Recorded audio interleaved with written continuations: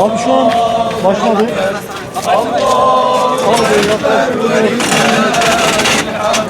Allahu Ekber, Allahu Ekber. La ilahe illallah.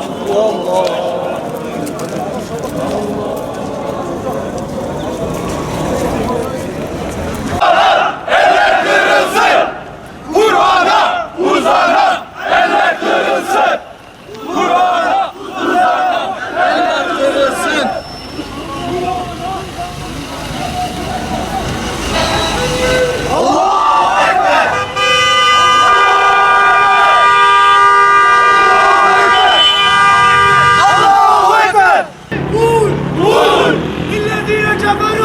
الذين كفروا ستغلبون وتحشرون إلى جهنم إلى جهنم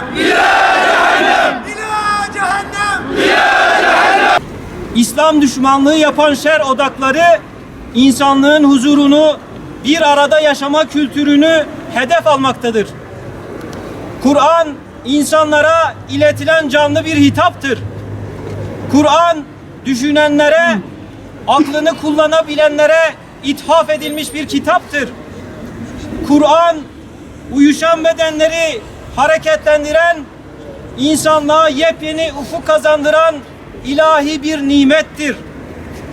Kur'an uğruna en değerli şeylerin feda edileceği, hatta yolunda ölünebileceği ilahi mesajlar manzumesidir.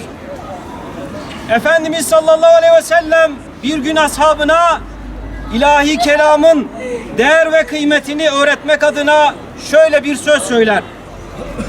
Gerçekten Allah bu kitap ile bazı toplulukları yüceltir, bazılarını ise alçaltır.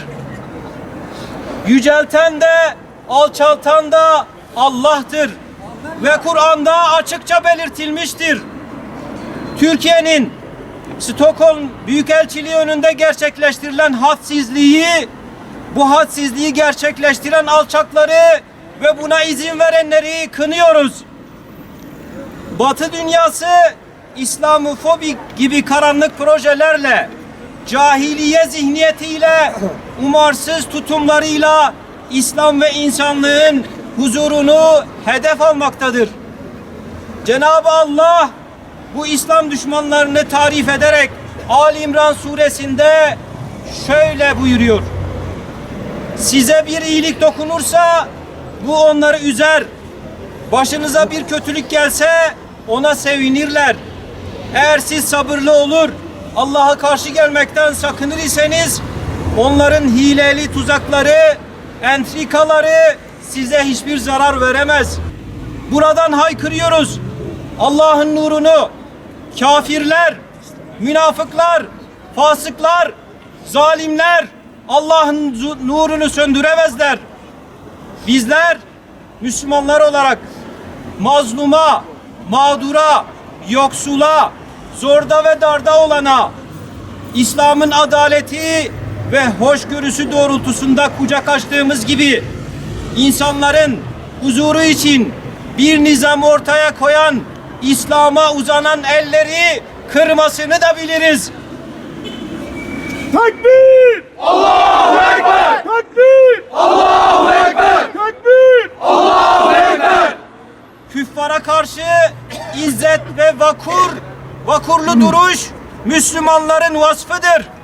Tüm Müslüman kardeşlerimizi, Müslüman liderleri, sivil toplum kuruluşlarını bu izzetli ve vakur duruşa davet ediyoruz.